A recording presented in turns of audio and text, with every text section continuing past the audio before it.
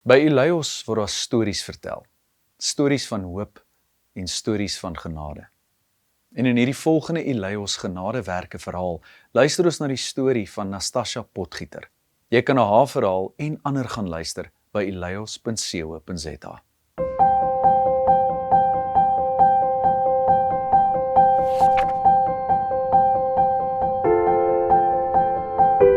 We may not be able to prepare the future for our children, but we can at least prepare our children for the future. Ek kan onthou toe jy as 'n 17-jarige meisietjie aangekom het met jou 3 maande oue babietjie. En dit voel eintlik soos nou die dag. Maar hoekom het jy besluit om Elios toe te kom? Ek wou leer hoe om met my kind te werk, hoe om te stimuleer sodat hy sy mylpale kan behaal. Okay. Maar ek het ook baie ondersteuning gehad van my ouers, my ma, my ouma.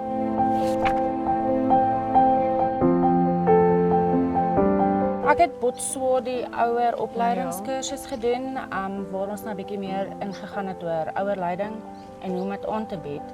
Na dit was ek nog baie lank hier, Ja. dat ek klassies begin aanbied. Jy het geleer van massering en toe het jy dit vir die vrouens kom aanbied, het jy nie? Ek was baie gierig om te leer oor babamassering, omdat dit iets was wat Andrico gepalmeer het.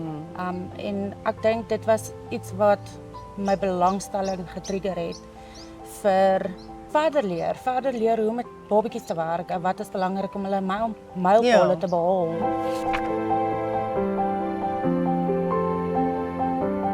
Ons het begin by Pinkfoot Pret, toe Annelie en Erika het nog aangebied. Erika was oor die babatjies daai tyd waar ek ingetree het as die 17-jarige, waar sy ons nou 'n bietjie gewys het hoe om stimulasieklassies of hoe om dit te doen, hoe om jou babatjie te stimuleer. Dit was jy wou die meer grootste ding wat ons mammas moes leer, is hoe om met ons babatjies te werk. So ek het dit bygewoon.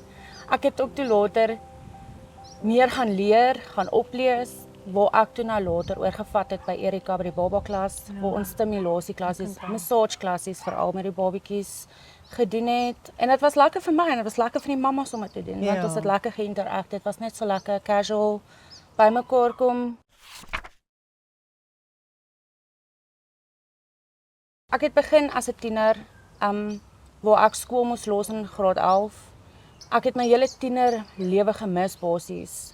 Maar ek het die besluit gemaak om daai babatjie te vat en hom groot te maak en om te kyk hoe ver ek my kind kan vat. So Elios het vir my gehelp in baie opsies, emosioneel en soos ek sê met Andrico se stimulasie, sy groot mylpale. Toe is jy by ons weg toe Andrico kleuterskool toe, hy's boys en speertjies toe. En toe, wat het jy toe gaan doen? Ek het as 'n terapeutiese juffrou by 'n skool vir gestremdes, Sarina Kirikeer gaan werk, waar ek met net gestremde kindertjies gewerk het. Ek kyk nou nog terug daarna, vir my was dit 'n hoogtepunt. Alles wat ek by Elios geleer het, ek saam met my gedra en ek dra dit nou nog saam met my want dit is belangrik vir 'n kind se ontwikkeling. Maar dit was vir my ook 'n journey en half en dit is my lekker om terug te kan kyk om te sê hoor, maar ek het 'n verskil gemaak aan daai kinders wat al gematrikuleer het laerskool. Kika het my genader. Sy het vir my gevra of ek nie kon sien om by Laerskool Boysen se naskool in te val van Elios nie. En ek het toe besluit, wel, hoekom nie? Ek het op hierdie stadium is ek oop. Ek het nie meer op daai stadium toe nog gewerk nie, want ek het net my kursusse klaar afgehandel. Ek het 'n skoonheidskursusse gaan doen, maar ek het dit nog steeds op die sideline aangehou doen. En ek is bly ek is terug. Ja, ons is net so bly, maar toe sê jy nou by die naskole en wat is dit wat by die naskole is wat vir jou lekker Die kinders. Altyd die kinders, dis my lekker om te sien. So ek ontvang hulle by die hek, waar ons dan nou mekaar 'n drukkie gee en vra hoe was jou dag? Ons gee hulle broodjie of hulle kosie, met hulle koeldrankie. Daarna sal ons hulle ondersteun met huiswerk. Maar ook nie net met huiswerk nie. Daar is baie kere wat hulle sal kom en sê, maar this terrible thing happened to me last night or yesterday I saw this and this. So dit is daar om hulle ook emosioneel te kan support. Ons bied ook vir hulle terapie aan. Daar is 'n spelterapeut, daar is 'n terapeut wat hulle help met emosies en hoe om hulle self te hanteer. Ons het boelieprogramme wat wonderlik werk met die kinders op hierdie stadium.